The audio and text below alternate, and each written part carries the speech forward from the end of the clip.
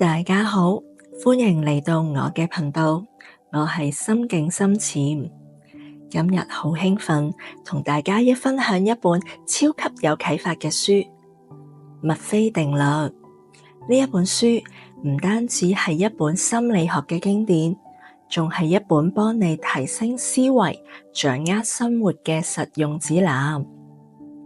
想象下，如果你能提前遇到人生嘅小機遇同埋大轉變，生活就會變得暢順同埋充滿可能性。呢一本書風靡咗全球70年，影響咗無數嘅人，包括企業家、心理學家同普通上班族。佢唔係教你避開問題，而係教你用智慧轉化問題，變成成長嘅動力。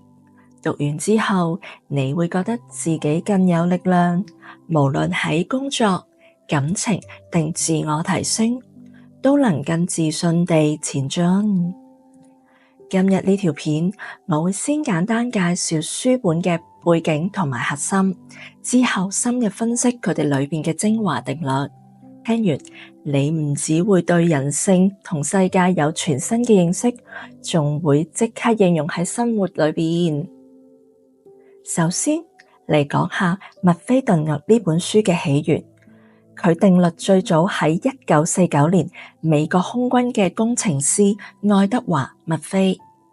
當時佢哋做緊一個火箭嘅實驗，因為一個小安裝嘅錯誤，導致到整個測試失敗。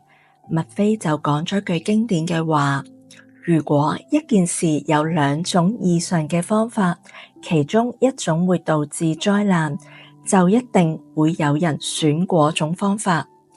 呢一句話後來演變成墨菲定律嘅核心，任何可能出錯嘅事，最終都會出錯。本書分咗幾個部分，包括自我認知、情感關係、職業發展、人際關係、投資消費等。佢同彼得原理稱西方管理學三大定律，強調唔係悲觀預言，而係提醒我哋要積極準備，降低風險。書中解釋墨菲定律唔係叫你坐以待斃，而係教你魔鬼藏喺細節裏，提前檢查每一個可能出錯嘅點，保持彈性應對。呢一種思維唔單止適應喺工作，仲能幫助你日常生活中創造更多嘅機會。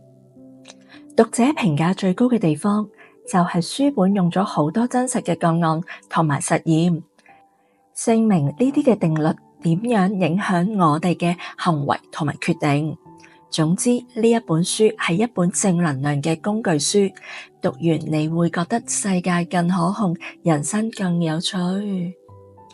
好，接落嚟我喺書裏邊選咗10條最經典、最實用嘅定律分析。第一條，鏡子自我效應。呢一個效應話，我哋對自己嘅認知唔係自己亂諗出嚟，而係透過周圍嘅人反映出嚟嘅。譬如你覺得自己好社交，但如果每次開口，周圍嘅人都避開，你就會慢慢調整自己嘅行為。呢一條定律捉住人嘅心態，我哋都渴望被肯定，積極應用。多同正面嘅人相處，同佢哋嘅鏡子會反射出更好嘅你，幫你建立自信。第二條，自利偏差。呢個係指人哋面對成功時會歸功自己，失敗嘅時候就會推俾外界嘅因素。譬如項目成功，你覺得你自己聰明努力；失敗就怪公司資源唔夠好。呢一條定律分析咗我哋嘅自我保護機制，但書本提醒認清呢一點，能讓你更客觀成長。人嘅心態上面，大家都想維持自尊，應用落去就係多反思，轉化成功暴動力。第三，錨定效應。呢一個效應話，第一個接觸嘅資訊會變成你判斷嘅基準。書中分析呢個係大腦嘅捷徑思維，捉人心態。我哋想快速決定，但容易被誤導。積極嘅一招，自己先設好瞄點，例如研究市場最新嘅資訊，談判時更有主動權。第四條，道德效應，呢一個係指越在意嘅結果，越容易出錯。書裏邊用魔術師阿龍塔嘅故事，佢越緊張一場嘅表演，就真係從高空跌落。分析嚟講，呢一個係壓力影響嘅表現。人心態，大家都想完美，但過度焦慮反而其反。正能量應用，專注過程，享受每一步，成功機會反而大增。第五條，賦格效應，源自俄國演員賦格嘅實驗，用咗一張冇表情嘅臉配唔同嘅畫面，觀眾會自動腦補不同嘅情緒。呢一條定律分析咗我哋嘅主觀偏見，基於經驗定義事物。捉人心態，我哋理想嘅世界，但唔容易誤會其他人。應用多換位思考，關係會更加和諧。第六條，墨菲定律本身，核心係壞事如果可能發生，就一定會發生。書分析4點，事比想象複雜，時間比預期長，出錯嘅幾率高，預感會成真。但正能量解讀唔係悲觀，而係提醒提前準備。譬如計劃時多設後備方案，你就會變得更強硬。第七條，醞釀效應，當你放低問題一陣，大腦會潛意識運用，突然閃出靈感。書中講，人腦嘅意識同潛意識兩層，人嘅心態大家都係即時解決，但休息反而高效。應用遇到樽頸去散步或者轉其他事，答案往往自然就會嚟㗎啦。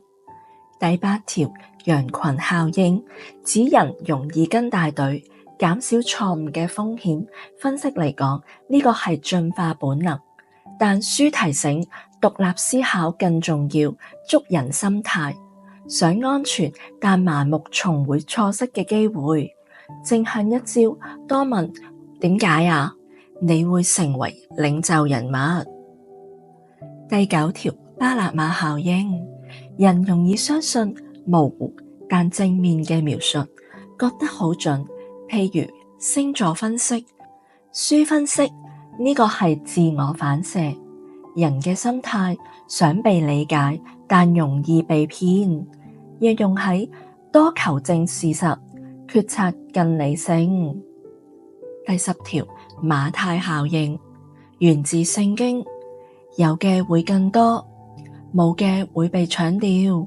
分析社會嘅現象，強者越強，但書嘅正能量解讀，創造第一個優勢，你就進入正循環。人嘅心態，大家都會向上流動，從小步開始累積優勢。好啦，今日介紹同分析咗墨菲定律呢本書。呢本書唔單止係心理學嘅百科，仲係一本正能量嘅人生指南。透過呢一本嘅定律，你會發現原來世界嘅規則可以被掌控，你嘅生活可以更主動、更精彩。如果你聽完呢本書覺得有啟發，記得點讚、訂閱同分享俾朋友啊！試下應用1-2條落喺自己嘅生活上面，譬如從鏡子效應開始，圍繞自己嘅正能量。感謝大家嘅收聽，我哋下次再見。